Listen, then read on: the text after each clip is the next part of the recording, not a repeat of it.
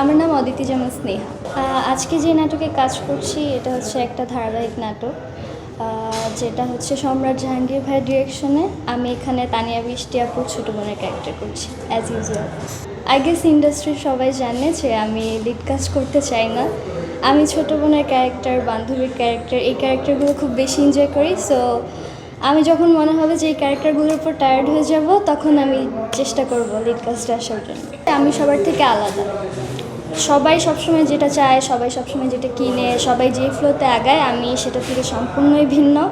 আমার সবসময় ইউনিক জিনিস পছন্দ, ইউনিক কিছু করতে পছন্দ। 10 জনের মাঝে থেকে নিজেকে একজন আলাদা করা, সেটা আমার বেশি পছন্দ। এজন্য সবাই নায়িকা হতে চাইলেও আমি চাই না। আমার কাছে যেটা ইম্পর্টেন্ট মনে হয় সেটা হচ্ছে গিয়ে দর্শকদের ভালোবাসা আমি আমার ক্যারেক্টার দিয়ে ফুটাতে পারবো।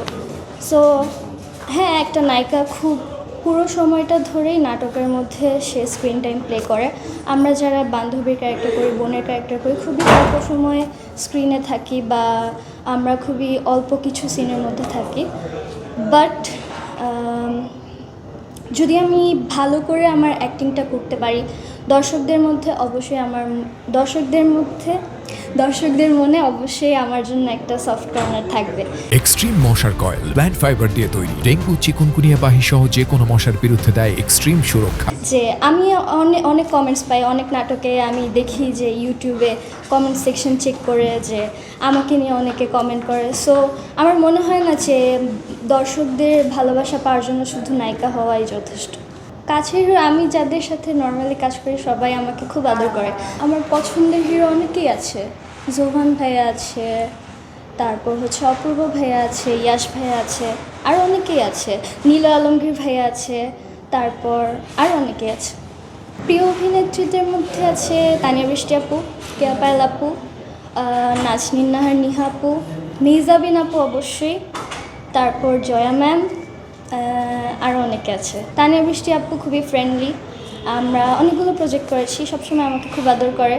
সো কারো নাম আগে বললে যে র্যাঙ্কিংয়ের বিষয়টা হয়ে যায় সেটা কিন্তু না, সবাই আমাকে খুব আদর করে, খুব স্নেহ করে। সাদিয়া ইমান আপু, তটিনী আপু, এদের সাথে আমার একটু কম কাজ হয়েছে, বাট কেয়া পায়েল আপু, তানিয়া বৃষ্টি আপু, এদের সাথে আমি ছোটো থেকে কাজ করে আসছি, এজন্য এদের সাথে আমি একটু বেশি ক্লোজার।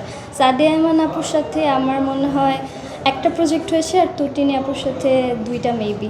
সো আমি তাদের সাথে এতটা ক্লোজার না, এই জন্য আমার লিস্টে আপুরা নেই। আমি যে আর্টিস্টদের সাথে কাজ করি সবাই খুব কোঅপারেটিভ থাকে। লাইক আমাদের ভুল হলে আপুরা বলে, স্নেহা ঠান্ডা হও, আস্তে প্যানিক নিও না, তুমি আস্তে ধীরে করো। আমি অভিনয় জগতে আসার আগে আমি ছোটোবেলা থেকে নাচ শিখতাম, গান শিখতাম, বাংলাদেশ শিশু একাডেমির স্টুডেন্ট ছিলাম।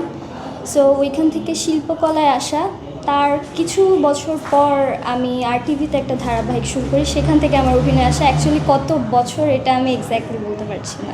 এখন গান কি গান গাবো, আপনি আমাকে ভাষণ কেন? আমি আবার ক্লান্ত পথচারী, এই কাঁটার মুকুট লাগে ভারী, গেছে জীবন দুদিকে দুজনারই, মেনে নিলেও কি মেনে নিতে পারি, ছুটে গিয়েও যেন হাতের নাগালে না পাই, এভাবে হেরে যাই যে ঘুরে তাকাই, কেমন যেন আলাদা আলাদা সব।